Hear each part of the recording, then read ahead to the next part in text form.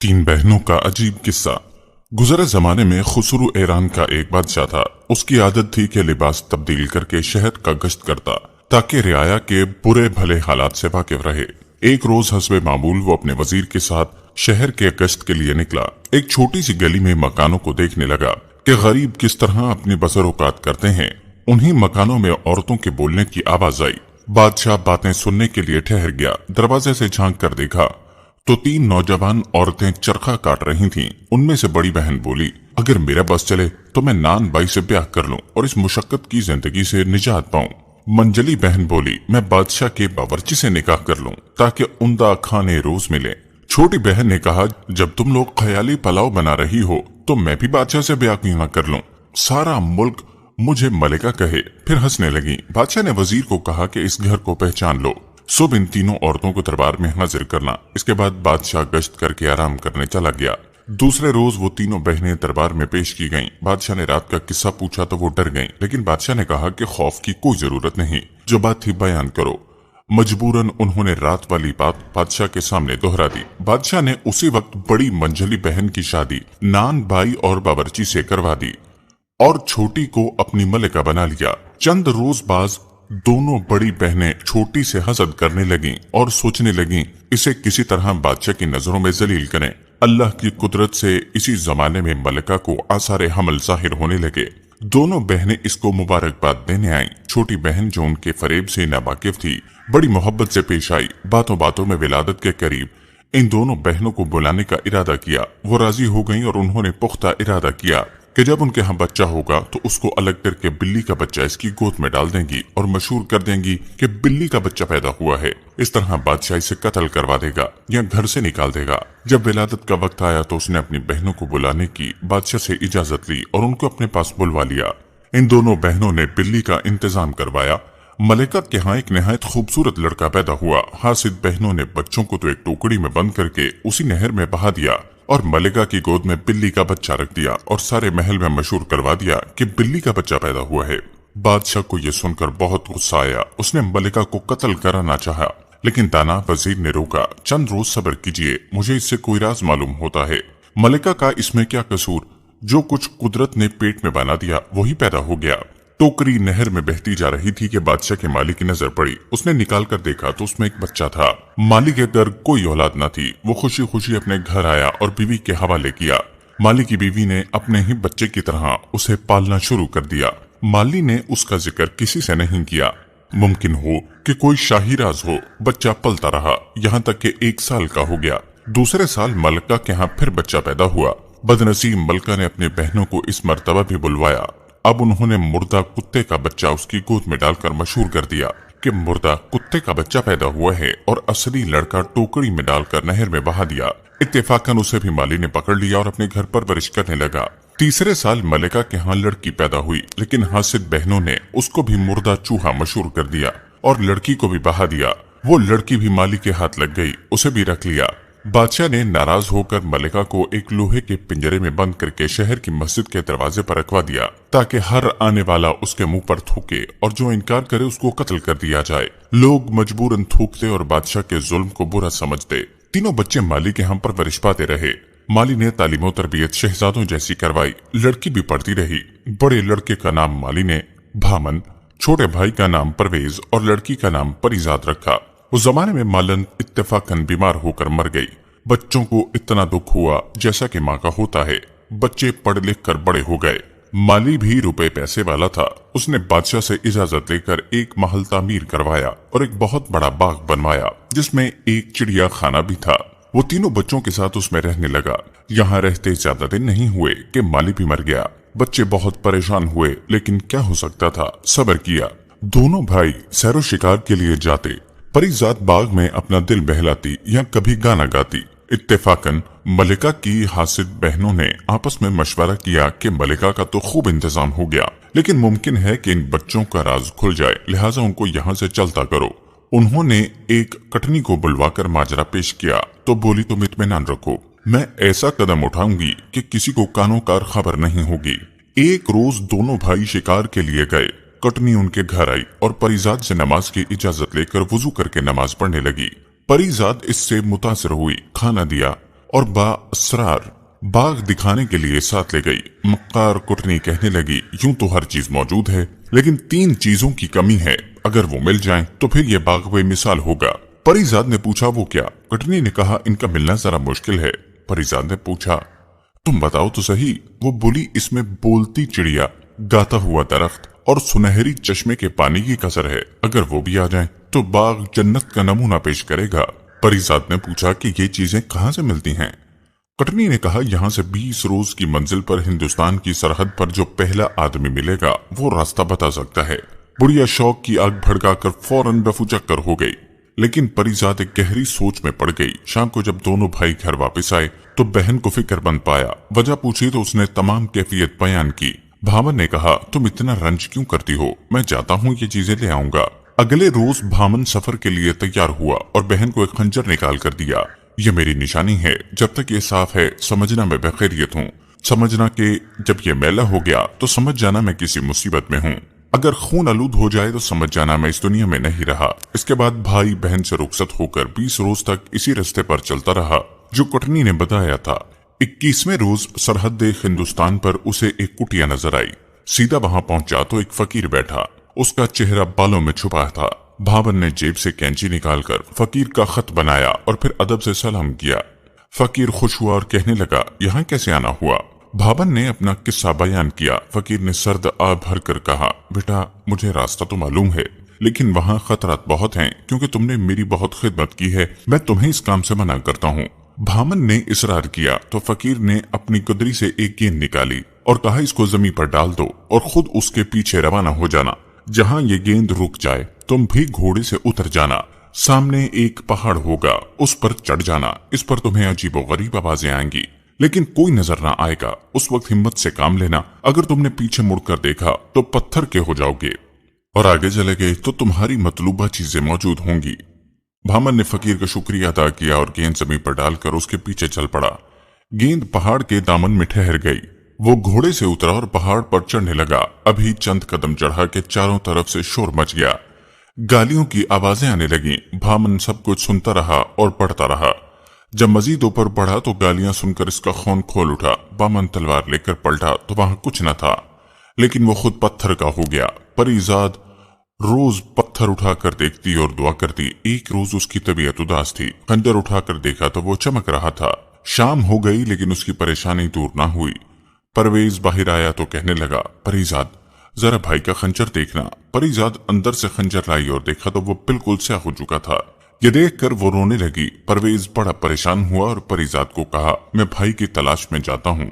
परीजाद ने कहा, भाई मैं अकेली कैसे रहूंगी? वो बोला, तुम्हें खुदा के सपुर्द करके जा रहा हूँ, लेकिन अगर भामन को इस हाल में छोड़ दिया तो सोचो उसका क्या होगा। इसके बाद दोनों मिलकर बहुत रोए। परवेज से अपने गले से मोतियों की माला उतारकर बहन को दी और कहा, जब तक ये हालत ठीक में रहे समझ जाना मैं ठीक हूँ, और जब मोती आपस में जुड़ जाएं तो मेरी मौत का दिन होगा। परीजाद ने हार गले में पहन लिया और कहा, जाओ मैं तुम्हें खुदा के सपुर्द करती हूँ। परवेज 20 दिन सफर करने के बाद 21वें रोज उसी फकीर की कुटिया पर पहुंचा और वही बातें दोहराई। फकीर ने समझाया, बेटा क्यों अपनी जान खतरे में डालता है? चंद रोज पहले तेरा हमशक्ल नौजवान गया, वापस नहीं आया, शायद पत्थर का हो गया। परवेज ने कहा कि वो मेरा भाई था, मैं अपनी जान दूंगा या अपने भाई का इंतकाम लूंगा। फकीर ने कहा कि जब देखा कि ये नहीं मानता तो गेंद निकाल कर दी और कहा, उसको डाल दो जमीन पर और इसके पीछे चलो। परवेज जमीन पर गेंद डालकर उसके पीछे चल पड़ा और इसके साथ भी वही कुछ हुआ और वो भी पत्थर का हो गया। जिस वक्त वो पत्थर का हुआ, परीजाद के गले में पहनी माला के दाने एक हो गए, जिससे परीजाद समझ गई कि दूसरा भाई परवेज पर भी कोई मुसीबत आन पहुंची है। तमाम दिन भाइयों को याद करके रोती रही। दूसरे रोज मर्दाना लिबास पहनकर घोड़े पर सवार हुई और अल्लाह के भरोसे चल पड़ी। 20 रोज की मुसाफत के बाद 21वें रोज फकीर की झोंपड़ी पर पहुंच गई। वही सवाल किया। बोला, बेटी मुझे मालूम है कि तुम मर्द नहीं, फिर इतना बड़ा इरादा क्यों? बोली, अभी मेरे 2 भाई यहाँ आकर खप गए, मैं या तो इनका बदला लूंगी या यहीं खत्म हो जाऊंगी। उसे भी फकीर ने समझाया और एक गेंद निकाल कर दी। वो उसके पीछे चली। परीजाद ने फकीर से गेंद लेकर सलाम पेश किया और फिर अपने कानों में रुई इस तरह डाली कि बिल्कुल कान बंद हो गए। ये देखकर फकीर मुस्कुराया और बोला, लगता है कि तुम जरूर कामयाब हो जाओगी। ये तरकीब आज तक किसी की समझ में न आई। जाओ, खुदा तुम्हारी मदद करे। परीजाद गेंद के साथ रवाना हुई। पहाड़ के दामन में पहुंचकर घोड़े से उतरी। पहाड़ पर चढ़ने लगी। हर तरफ से आवाजें बुलंद होने लगी, मगर परिजात के कान बंद थे, कुछ सुनाई न दिया। वो बेखतर पहाड़ की चोटी पर पहुंच गई और वहां एक चिड़िया का पिंजरा लटक रहा था। परिजात ने अपने कानों से रुई निकालकर सुना कि चिड़िया शोर मचा रही है। इसको पकड़ लो, ये चोर है। परिजात ने उसका पिंजरा उतार लिया। चिड़िया खामोश हो गई। कुछ देर बाद बोली, अब मैं आपकी गुलाम हूँ। परिजात ने कहा, गाने वाला दरख्त कहाँ है? चिड़िया ने इसका पता बताया। वो बोली, उसकी शाख तोड़ लो, वही काफी है। परिजात ने शाख तोड़ ली, फिर सामने के चश्मे से वही रखे हुए चांदी के घड़े को भर लिया। फिर परिजात ने चिड़िया से पूछा कि मेरे भाई जो पत्थर के हो गए किस तरफ रखे होंगे? चिड़िया बोली, इसी चश्मे का पानी डालो, फिर खुदा की कुदरत देखो। परिजात ने पहले अपने भाइयों को पहचान कर उन पर चश्मे का पानी छिड़का। वो उसी वक्त असली हालत में आ गए और बहन से मिलकर बहुत खुश हुए। इसके बाद तीनों ने मिलकर इन तमाम आदमियों पर भी चश्मे का पानी छिड़का जो पत्थर के हो चुके थे। पानी पड़ते ही सब अल्लाह के हुक्म से असली हालत में आ गए और परिजात का बेहद शुक्रिया अदा किया। इसके बाद पहाड़ से नीचे उतरे तो देखा घोड़े खड़े हैं। सब ने अपने अपने घोड़े पहचाने और उन पर सवार होकर अपने अपने रास्ते चल दिए। वहां कर देखा कि ना तो फकीर था और ना ही कुटिया। परिजात कहने लगी, यही फकीर इस तलिस्म से मुतल्लिक था।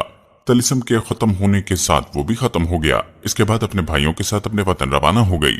घर आकर उसने दरख्त एक शाख मौजू पर लगा दी और एक उम्दा खौज में फवारा तैयार करके उसमें चश्मे का पानी डाल दिया। जब अगले दिन देखा तो इस शाख की बजाय पूरा दरख्त खड़ा था। फवारा जोर से चल रहा था। चिड़िया का पिंजरा लटक रहा था। सारे शहर में इन चीजों की शोहरत हो गई। एक रोज भामन और परवेज शिकार से वापस आए कि रास्ते में बादशाह की सवारी मिल गई।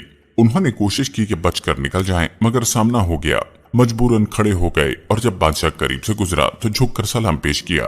बादशाह ने दरियाफ्त किया कि तुम किसके लड़के हो? उन्होंने अर्ज किया कि माली के लड़के हैं और फलां जगह हजूर की इजाजत से महल तमीर करवाया था, उसमें रहते हैं। बादशाह के दिल में उनके लिए मोहब्बत बढ़ रही थी। बात को बढ़ाने के लिए पूछा कि कहाँ से आ रहे हो? जवाब दिया, शिकार करने गए थे। बादशाह ने कहा, बगैर इजाजत शिकारगाह में क्यों गए? दोनों ने कहा कि हमें पता नहीं था कि यहाँ शिकार खेलना मना है, आइंदा ख्याल रखेंगे।